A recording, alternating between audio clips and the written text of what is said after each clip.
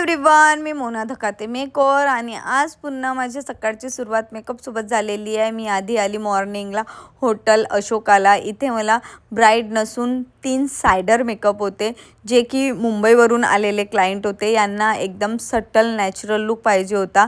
तर एक मम्मीचा मेकअप होता आणि 2 नंद भाऊजा होता। तर त्यांचा मी मेकअप केलेला, प्राचीने हेअरस्टाईल केली।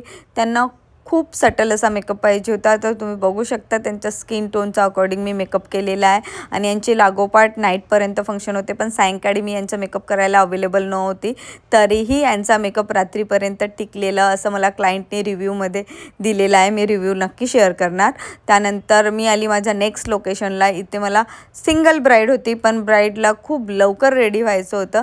तर त्यासाठी आम्ही 12 वाजतापासून इथे आलो आणि ब्राईडचा मेकअप स्टार्ट केलेला। खूप स्लो मी मेकअप केलेला, तरीही माझा 2 तासात आमचा मेकअप हेअरस्टाईल झालेली।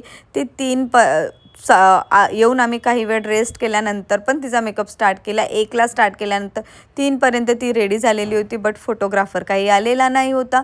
तर आम्हीच आमचा फोटोशूट स्टार्ट केला। तर तुम्ही त्या फोटोशूटमध्ये बघू शकता की त्या किती सुंदर दिसत आहे, मेकअप किती छान झालेला आहे आणि तिलाही मेकअप खूप सुंदर वाटत होता तिच्यावर। तिचा फर्स्ट लुक एकदम नऊवारीवर होता। मग त्यानंतर मी निघाली माझ्या नेक्स्ट लोकेशनसाठी त्रिमूर्तीनगरला। इथे माझी ब्राईड होती अमृता। हिचा आज संगीत फंक्शन होता, उदयची वेडिंग आहे।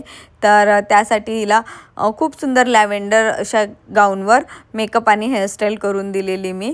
तर तिला थोडा पफ जास्त वाटत होता, बट तो तिच्यावर खूप सुंदर दिसत होता। त्यानंतर ग्रूमचा सुद्धा मी मेकअप केलेला। तर तिचा फायनल लुक पण तुम्ही बघू शकता किती छान झालेला आहे। ती खूप सुंदर दिसत होती। उद्या भेटूया हिच्या नेक्स्ट लुकसोबत, वेडिंग डे सोबत। बाय।